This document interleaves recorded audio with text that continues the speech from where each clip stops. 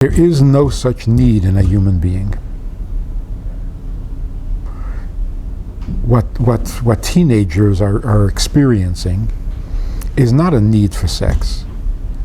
It's the pleasure of sex for which they have no need. Absolutely no need. Oh, how can you go all those years without sex? What are you talking about? Can you go for years without potato chips? Why would you want to? That's a different question. Why would you want to go for a month without a potato chip? But you need potato chips?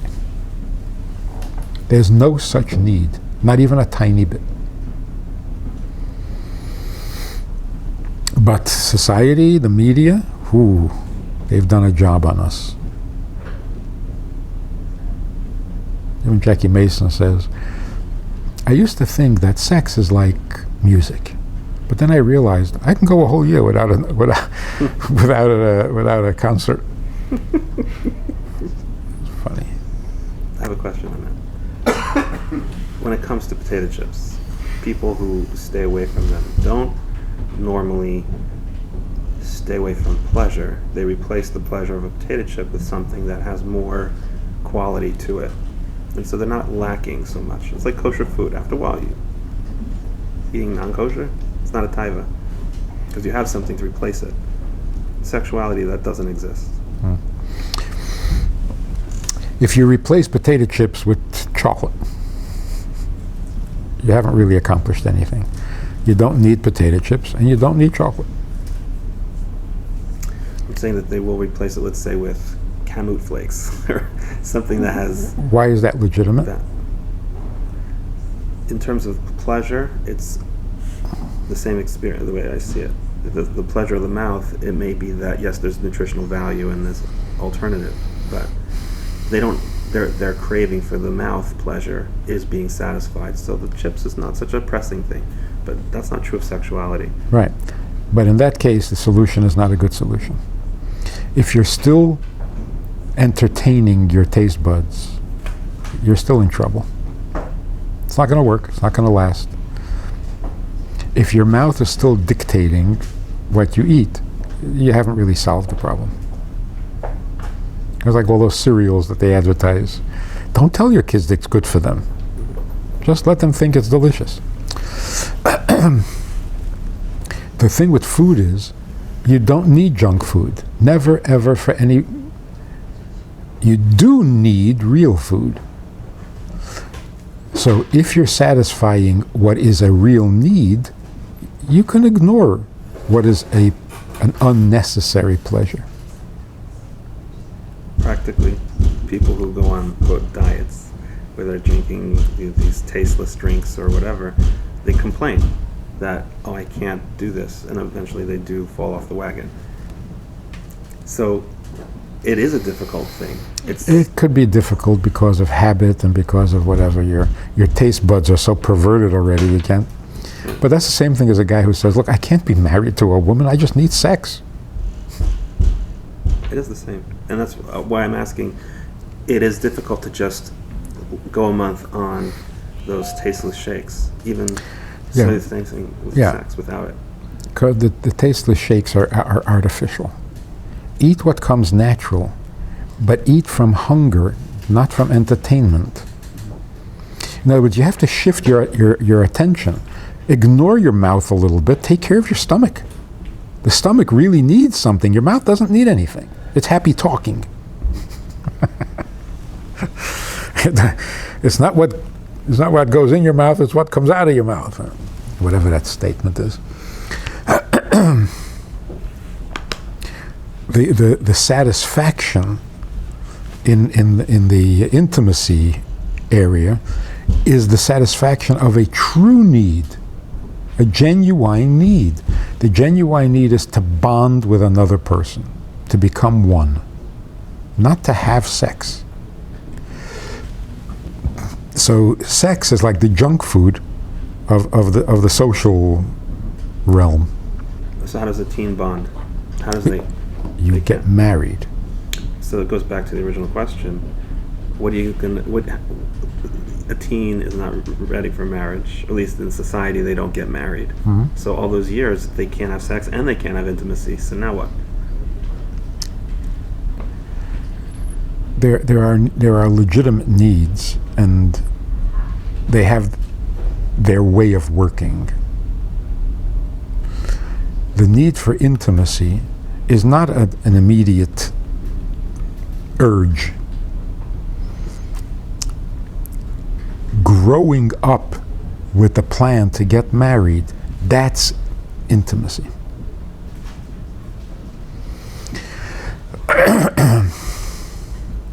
So it's not like, well, you have to have immediate sex, you have to have immediate intimacy. There's no immediate intimacy. That's not the way it works.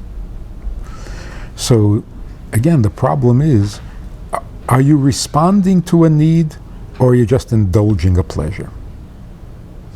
If you're responding to the need for nutrition, you can wait until supper. It's the nature of nutrition. It doesn't need an immediate. If you're devoted to the pleasure of your taste buds, yeah, now. Why later? So you have to make a distinction.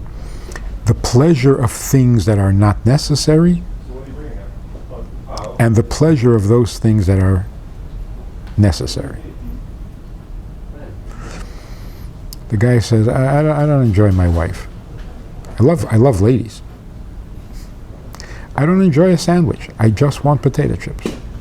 Rambam says that's a sign of illness. When your appetite gets perverted, that's the first sign of illness. But just to break this myth that sex is what everybody needs and what everybody wants, and even married couples, all they want is sex. That's what it's all about. It's simply not true. And it comes to a point where you've had enough potato chips, it's making you sick. But you got to keep doing it, because who doesn't want potato chips? So if you've lost your appetite for potato chips, you'll never admit it, because they'll laugh at you.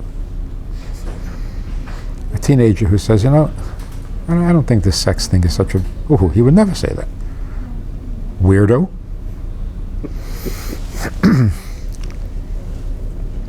But it's true. In sexually active teenagers, they've had enough. They can't stand it anymore. It's nauseating, but they can't stop.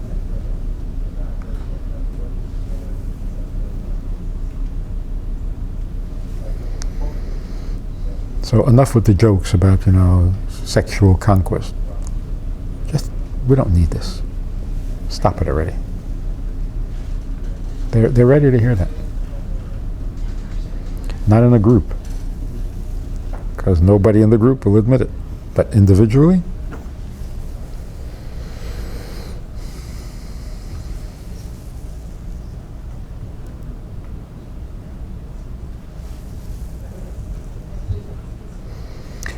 I'm not sure what junk food does to your system, aside from just perverting your appetite and preventing you from eating real food. But sex absolutely diminishes you. It takes your soul out. You lose respect for yourself and for the person you're with. That's just the direction of it. It takes you down. And after a while, there's nothing left to you. Intimacy is very different.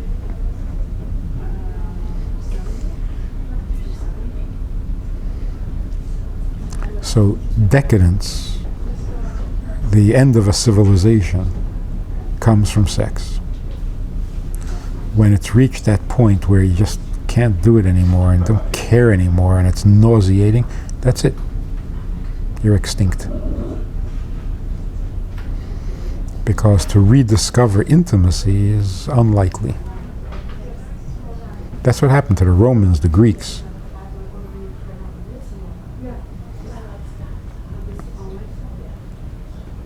So what destroyed them? Sex.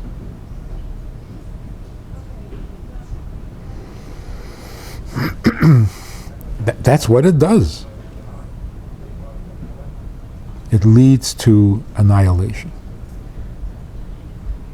of self.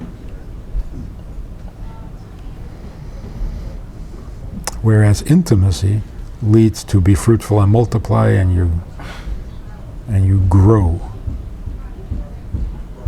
You don't dissipate. I mean, historians actually say that. Historians say that any civilization that separates sex from reproduction will eventually become extinct. Makes sense. I'm saying if you separate sex from intimacy, you'll become extinct. That way children who experience sexuality at too young an age feel destroyed, as opposed to... And also, how do you justify and how do you explain to the average kid, and certainly to a frum kid, until you're 25, any thought of a girl or a woman or sex or nudity or pornography is disgusting, horrific. Right? But when you're 25,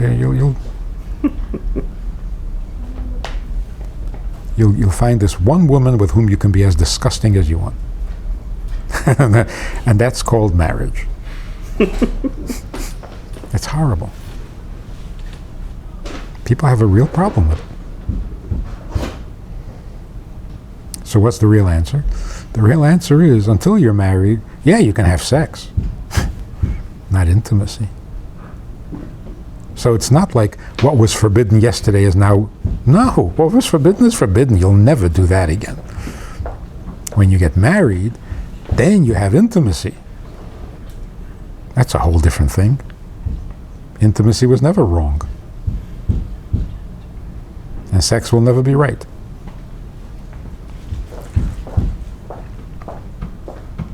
So it's not that you've changed the rules.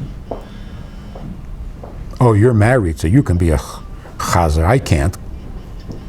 You can't be a chazer ever, ever.